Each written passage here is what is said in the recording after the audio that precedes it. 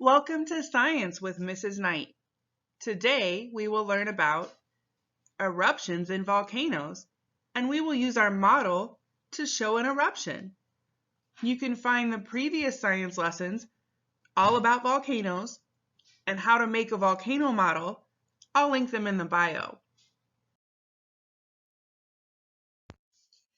Here are our science safety rules.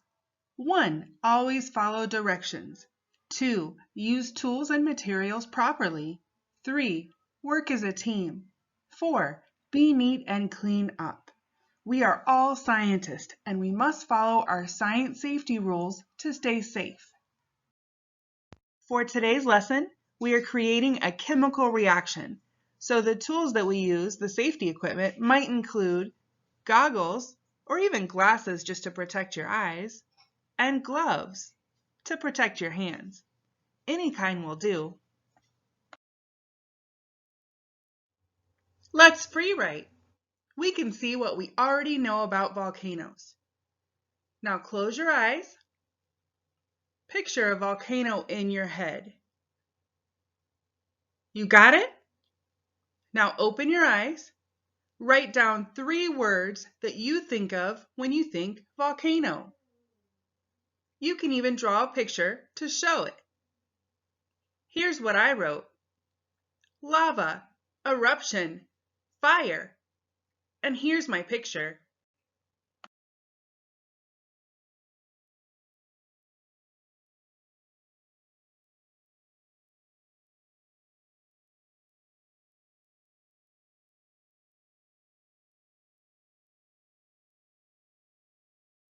So, what is an eruption? To learn about eruptions, we must first learn about what is happening under the surface. We will also learn about chemical reactions so that we can make our model volcano erupt. Our key terms are magma, lava, gas, ash, cone, and shield.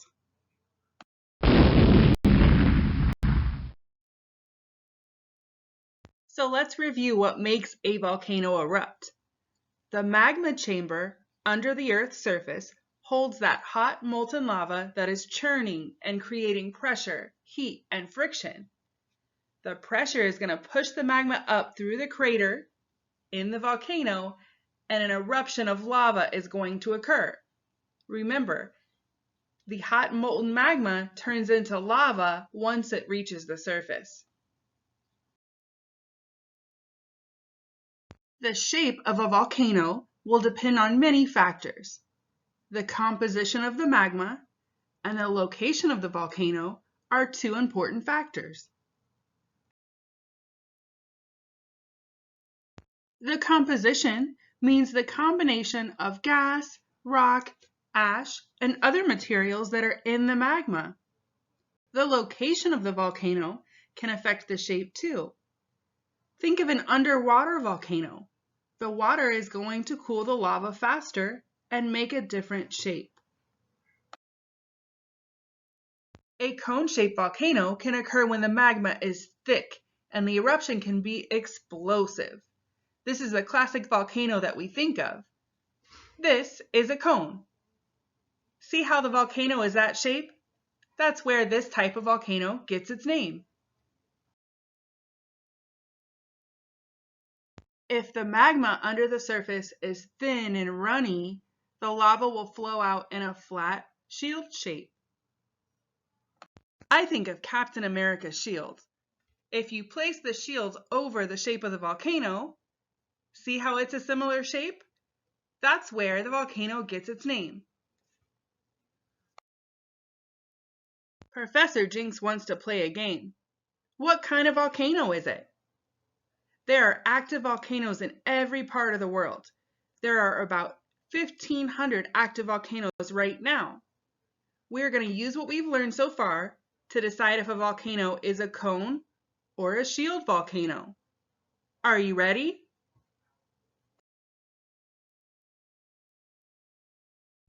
Is this volcano a cone or a shield volcano? Let's look. Well, it looks like a mountain shape. It's shooting ash high in the air. What is it? That's right, it's a cone volcano. Is this volcano a cone or a shield volcano? Let's take a look. It looks like a round hole shape, and the lava is flowing slowly. What is it? That's right, it's a shield. Is this volcano a cone or a shield shape? Let's look. It looks like a mountain, and wow, ash shot so high into the air. What do you think? That's right, it's a cone shape. We are getting really good at this. Let's keep going. What kind of volcano do you think this is? A cone or a shield? This one looks cool. It's a big round hole, and the lava is just kind of bubbling. What do you think it is? That's right. I would say shield too. Okay, last one. Is this one a cone or a shield? This is kind of hard to tell the shape of the volcano. The lava is flowing slowly into water. It doesn't look like it's shooting out in an eruption. What do you think? I think shield too. Good job. We are going to create our own eruption from our model volcano using a chemical reaction. But what is a chemical reaction?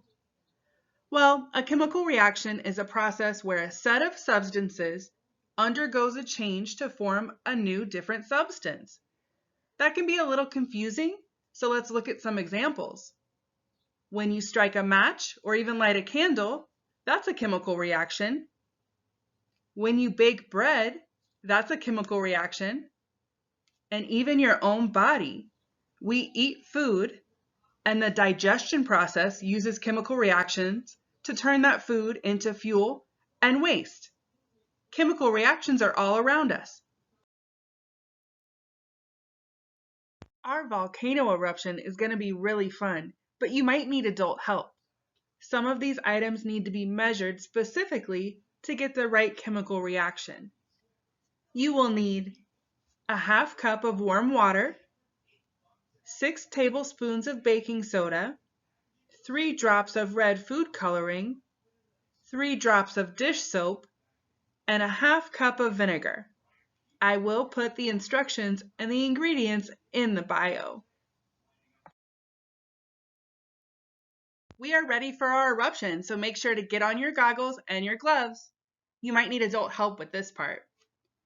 So we have some different examples of model volcanoes here. In a previous lesson, we made this one out of paper mache, and I made one at home today using a water bottle and Play-Doh. So step 1, into your water bottle, you pour a half cup water, 6 tablespoons of baking soda, 3 drops of red food coloring, and 3 drops of dish soap. And number 2 is the vinegar. Don't do this step until you're ready for your eruption. You pour in a half cup of vinegar and then stand back.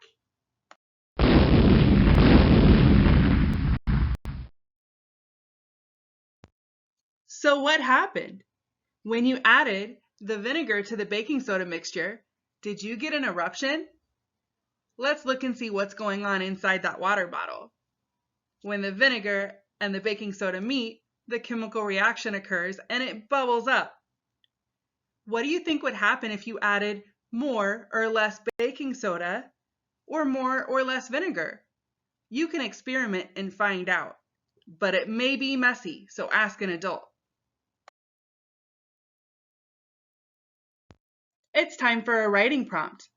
Whether you made your own volcano and eruption at home or just watched the video, think of how your volcano erupted. How could you describe the volcano using our key terms?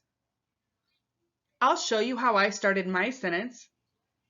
My volcano was a blank volcano Because it blank. Remember some of our key terms, like shield and cone.